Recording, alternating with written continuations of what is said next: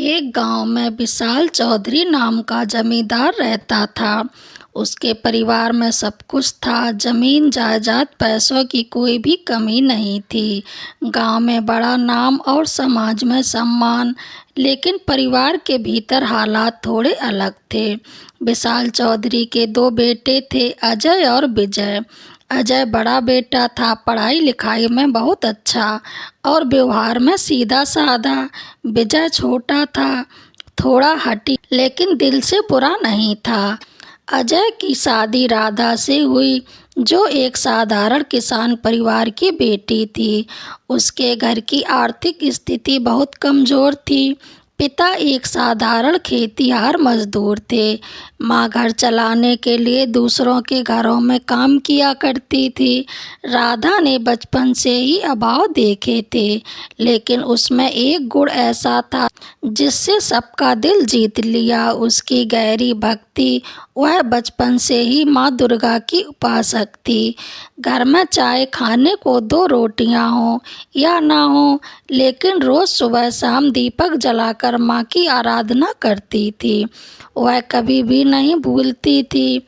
वहीं दूसरी ओर विजय की शादी निशा से हुई, जो शहर के बड़े व्यापारी की बेटी थी। बचपन से ही उसे हर सुविधा मिली थी, ऊंचे स्कूल, शानदार कपड़े, कीमती गहने, नौकर चाकर, कुछ भी कमी नहीं थी। घर वालों ने उसे कभी कठिनाइयों का सामना करने नहीं दिया। यही कारण था कि वह जीवन की सादगी और संघर्ष से अनजान थी। उसे लगता था कि पैसा ही सब कुछ है। इस तरह चौधरी परिवार में दो बहुएं आईं, एक गरीब घर की सादगी और भक्ति से भरी हुई, दूसरी अमीर घर की तड़क भड़क और थोड़े अहंकार से भरी। यही से कहानी की असली शुरुआत होती है। अजय की पत्नी राधा जब पहली बार इस घर में आई तो उसका स्वागत बड़े धूमधाम से हुआ। शादी के मौके पर गांव भर में दावत दी गई। लोग कहते, देखो चौधरी के बेटे की बहू भले ही गरीब घर से आई है, लेकिन उसका चेहरा कितना शांत और सादगी से भरा हुआ है। राधा बहुत ही शांत स्वभाव की लड़की थी। शादी के बाद जब वह ससुराल आई तो उसके पास गहने और महंगे कपड़े नहीं थे, लेकिन उसके व्यवहार में ऐसी मिठास थी कि जिसने भी उससे बात की वह उसका हो गया। सुबह होते ही वह सबसे पहले उठ जाती, घर की साफ सफाई करती, रसोई में मदद करती और फिर आंगन के कोने में बने छोटे से मंदिर में जाकर माता दुर्गा की पूजा करती। वह रोज मंत्रों का जाप करती, फूल चढ़ाती और दीपक जलाती। उसकी आंखों में से भक्ति की गहराई दिखाई देती थी। कुछ दिनों में ही घर के बड़े बुजुर्गों ने महसूस किया कि राधा घर को जोड़ने वाली डोरी बन गई। वह सास का आदर करती, देवर की देखभाल करती और पति अजय के साथ भी बहुत अच्छी समझदारी से रहती, लेकिन उसकी असली ताकत थी भक्ति। कभी भी घर में कोई समस्या आती तो वह सबसे पहले माँ दुर्गा के आगे माथा टेक देती और विश्वास करती, माँ सब ठीक कर देंगी। दूसरी ओर जब विजय की पत्नी निशा इस घर में आई तो माहौल बिल्कुल अलग था। उसके मायके वाले ने शादी में जमकर खर्च किया था। सोने चांदी से, गहनों से लदी हुई, डिजाइनर कपड़ा में सजी हुई वह दुल्हन बनी तो सबकी निगाहें उस पर टिक गईं। गांव की औरतें कहने लगी, वाह, चौधरी की छोटी बहू तो किसी रानी से कम नहीं लग रही है। लेकिन समय के साथ सबको निशा का असली स्वभाव देखने को मिला। वह सुबह देर से उठती, रसोई के कामों में हाथ नहीं लगाती, घर के मंदिर में जाना तो दूर, उसने कभी दीपक तक नहीं जलाया। उसे लगता था कि पूजा पाठ गरीब और बूढ़े लोगों का काम है। वह अक्सर कहती, आजकल के ज़माने में भक्ति से क्या मिलता है, सब कुछ पैसा से मिलता है। माँ दुर्गा की पूजा करने से नौकरी थोड़े ही मिलेगी, या पैसा बरसने लगेगा। उसकी बातें सुनकर राधा को बुरा तो लगता, लेकिन वह चुपचाप रहती। वह सोचती शायद समय के साथ निशा बदल जाएगी। जब जीवन की सच्चाई सामने आई तब उसे भी समझ आया, घर के लोग भी निशा की आदतों से परेशान रहते हैं। वह गांव की साधारण जीवन शैली को पसंद नहीं करती थी। उसे लगता कि यह घर उसकी शान के लायक नहीं। अक्सर वह मायके जाकर हफ्तों तक वहीं रह जाती। धीरे धीरे घर में दो घड़े बन गए।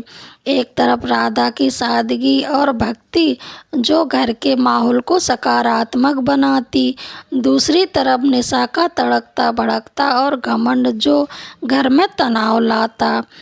समय धीरे धीरे बीतता गया। राधा अपनी सादगी और भक्ति से पूरे घर का दिल जीत चुकी थी। हर सुबह वह सूरज निकलने से पहले स्नान करके आंगन के मंदिर में दीपक जलाती और माँ दुर्गा की आरती करती।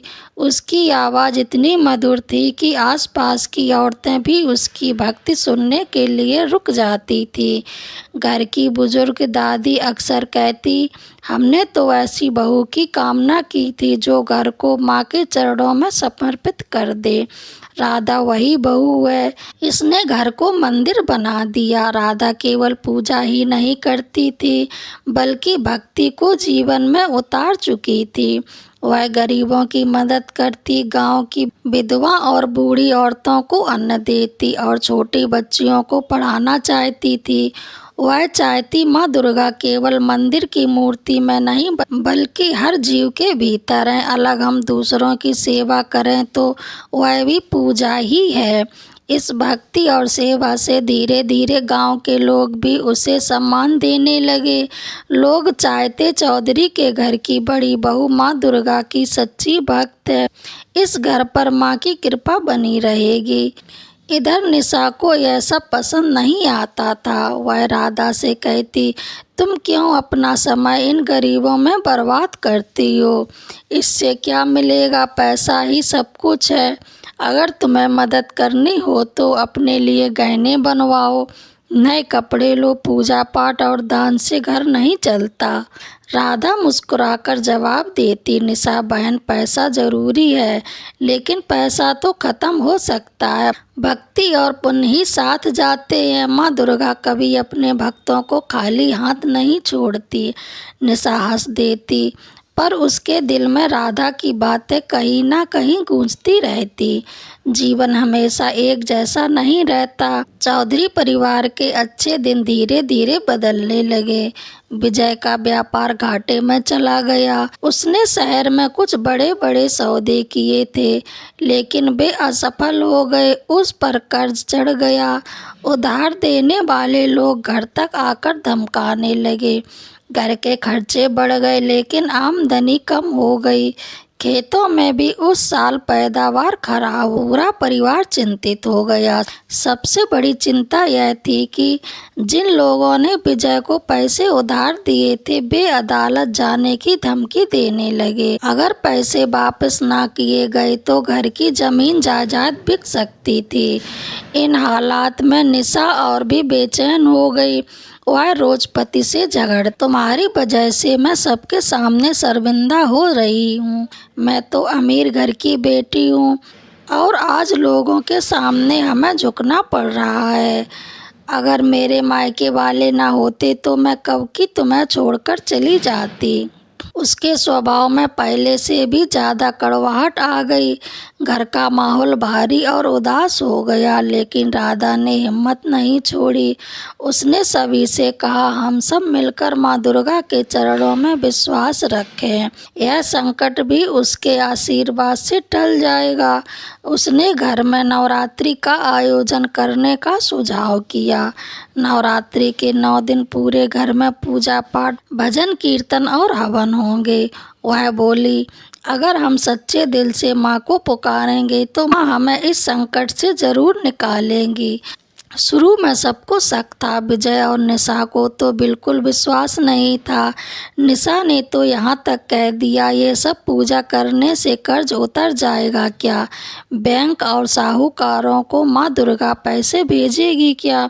लेकिन अजय और परिवार के बुजुर्ग ने राधा का साथ दिया। नवरात्रि शुरू हुई। राधा ने पूरे मन से माँ दुर्गा की मूर्ति सजाई। आंगन में कलश स्थापित किया गया। 9 दिनों तक वह उपवास रखकर पूजा करती रही। उसकी आंखों में से भक्ति की ऐसी आभा निकलती थी कि लोग दूर दूर से देखने आते। गांव में यह चर्चा होने लगी कि चौधरी परिवार पर संकट है, लेकिन उनकी बड़ी बहू माँ दुर्गा की ऐसी आराधना करती है कि जरूर चमत्कार होगा। और सचमुच नवरात्रि के 7वें दिन ही एक बड़ा मोड़ आया। शहर से अजय के पुराने मित्र ने अचानक खबर भेजी कि उसकी कंपनी को एक बड़े प्रोजेक्ट के लिए खेत की ज़रूरत है। उसने चौधरी के खेत लीज पर लेने की बात कही और एक बड़ा एडवांस देने का वादा किया। यह सुनकर पूरा घर खुशी से झूम उठा। उस एडवांस से विजय का सारा कर्ज उतर सकता था। अजय बोला, देखो माँ दुर्गा ने हमारी पुकार सुन ली, यह उनका ही आशीर्वाद है। लेकिन निशा अब भी बोली, यह सब संयोग है, इसका पूजा से क्या लेना देना? राधा मुस्कुराकर बोली, संयोग भी तो माँ के ही बनाए हुए होते हैं। जब हम सच्चे दिल से माँ को पुकारते हैं तो वही रास्ता खोलती है। नवरात्रि की समाप्ति के दिन जब कन्या पूजन हो रहा था, तब पूरा घर भक्ति और शांति से भरा हुआ था। राधा ने गांव की 9 कन्याओं को बुलाकर आदर से उनके पैर धोए, उन्हें भोजन कराया और उपहार दिए। वह हर कन्या के चरणों में झुकते हुए बोली, तुम ही तो माँ दुर्गा का रूप हो, तुम्हारे चरणों में हमारा कल्याण है। उस दिन पूजा के बाद ही अजय के मित्र ने अनुबंध पर हस्ताक्षर किए और भारी रकम घर पहुंचा दी। विजय के सारे कर्ज उसी शाम चुका दिए गए। यह देखकर सब हैरान रह गए। सभी कहते, यह तो माँ का आशीर्वाद है, नहीं तो इतने बड़े संकट से एक झटके में निकलना आसान थोड़ी ही था। राधा ने आंखें बंद करके माँ के चरणों में प्रार्थना की, माँ आपने हमारी लाज रख ली, आपके बिना हम कुछ भी नहीं। लेकिन इस संसार का सबसे गहरा असर निशा पर पड़ा। उसने अपनी आंखों से देखा कि जहां वह पैसा और घमंड दिखाकर भी परिवार को संभाल नहीं सकी, वहीं राधा की भक्ति और विश्वास पूरे घर को संकट से बचा लिया। उसके भीतर कुछ टूटने लगा। वह सोचने लगी, क्या सचमुच पैसा सब कुछ नहीं होता? राधा तो खाली हाथ आई थी, लेकिन आज उसी ने पूरे परिवार को बचाया। क्या यह माँ दुर्गा की शक्ति है? उस रात निशा बेचैन से सो नहीं सकी। वह चुपके से राधा के पास आई और धीरे से बोली, भाभी क्या माँ दुर्गा सच में सुन सकती हैं? राधा ने उसकी ओर देखकर मुस्कुराते हुए कहा, बहन, माँ दुर्गा करुणा की मूर्ति है, अगर दिल से पुकारो तो वह जरूर सुनती है। लेकिन इसके लिए सच्चाई और समर्पण चाहिए, केवल दिखावा नहीं। निशा की आंखों में से आंसू निकले। वह बोली, मैंने तो हमेशा पूजा पाठ का मजाक उड़ाया, लेकिन आज समझ गई कि यह मजाक नहीं, असली शक्ति है। मुझे भी सिखाओ, मैं भी माँ की शरण में आना चाहती हूँ। उस दिन से निशा के जीवन में एक नया अध्याय शुरू हुआ। धीरे धीरे निशा का व्यवहार बदलने लगा। अब वह सुबह देर तक सोती नहीं थी। वह राधा के साथ मंदिर में बैठकर पूजा करने लगी। शुरुआत में उसे मंत्र याद नहीं रहते थे, लेकिन राधा धैर्य से उसे सिखाती रही। गांव की औरतें हैरान थी, देखो चौधरी की छोटी बहू भी अब माँ दुर्गा की भक्ति करने लगी है। पहले तो उसे पूजा से चिढ़ती, निशा अब दूसरों से भी मीठा बोलने लगी। वह गांव की गरीब बच्चियों के लिए कपड़े और किताबें लाने लगी। कभी जो कहती थी, गरीबों की मदद क्यों करनी चाहिए, अब वह कहती, अगर हम दूसरों के दुख में काम आएंगे तो हमारी अमीरी का क्या मतलब? घर में भी उसका प्रभाव दिखने लगा। जहां पहले वह राधा से ईर्ष्या करती थी, अब उसे वह अपनी बड़ी बहन मानने लगी। दोनों बहुएं मिलकर काम करती, मिलकर भजन गाती और ज़रूरतमंदों की मदद करती। एक दिन दादी ने भावुक होकर कहा, आज सचमुच मेरा घर मंदिर बन गया है। दोनों बहुएं माँ दुर्गा की भक्ति हैं। यही सच्चा वैभव है, न कि गहनों और पैसों का। विजय भी अपनी पत्नी में यह बदलाव देखकर खुश था। वह बोला, निशा, तुम बदल गई हो, अब तुम्हें यही सादगी और शक्ति दिख रही है। तुम्हें वही सादगी और शक्ति दिख रही है जो राधा भाभी में है। यह सब माँ दुर्गा की कृपा है। निशा ने आंखें झुकाकर उत्तर दिया, हाँ, और यह सब राधा भाभी की वजह से भी है। अगर उन्होंने मुझे मार्ग न दिखाया होता तो शायद मैं आज भी अंधेरे में ही होती। समय बीतने के साथ चौधरी परिवार में सब कुछ ठीक होने लगा। विजय का व्यापार भी फिर से पटरी पर आ गया। अजय और राधा का जीवन पहले से भी सुखी था। लेकिन सबसे बड़ी बात जीत की यह थी कि घर की दोनों बहुओं को माँ दुर्गा की भक्त लेकिन सबसे बड़ी जीत यह थी कि अब घर की दोनों बहुएं माँ दुर्गा की भक्त थी। गांव में लोग कहते, चौधरी के घर की बहुएं माँ दुर्गा का रूप हैं। एक ने भक्ति से घर को बचाया और दूसरी ने अहंकार छोड़कर भक्ति को अपनाया। और निशा दोनों मिलकर हर साल नवरात्रि का आयोजन करती। गांव भर की औरतें, बच्चियां और पुरुष इस आयोजन में शामिल होने लगे। पूरे गांव में यह संदेश फैल गया कि सच्चा वैभव पैसा नहीं बल्कि भक्ति और सेवा है। माँ दुर्गा की सच्ची उपासना वही है जो दूसरों के दुख और दर्द में काम आए। राधा को देखकर लोग कहते यह तो माँ की सच्ची साधिका है, और निशा को देखकर लोग कहते यह वह है जिसने भक्ति से असली राह पाई। घर की दादी ने अंत में कहा, मेरी दोनों बहुएं ही मेरी सबसे बड़ी पूंजी है। एक ने हमें माँ दुर्गा की ओर जोड़ा और दूसरी ने हमें यह सिखाया, बदलना कभी देर से नहीं होता। माँ की कृपा से यह घर हमेशा खुशहाल रहेगा। इस तरह गरीब घर में आई बहू राधा ने अपनी भक्ति से पूरे परिवार को संकट से उबारा, और अमीर घर की बहू निशा ने अपने अहंकार को छोड़कर सच्ची श्रद्धा अपनाई। आखिरकार दोनों बहुएं माँ दुर्गा की भक्ति में एक हो गईं। भक्ति और श्रद्धा से बड़ा कोई धन नहीं। माँ दुर्गा अपने भक्तों की पुकार कभी अनसुनी नहीं करती। जीवन में चाहे हम अमीर हों या गरीब, असली शक्ति केवल विश्वास है। आपको ये कहानी कैसी लगी कमेंट बॉक्स में ज़रूर बताएं, और मेरे चैनल को लाइक, शेयर, कमेंट, सब्सक्राइब ज़रूर करें। जय माता।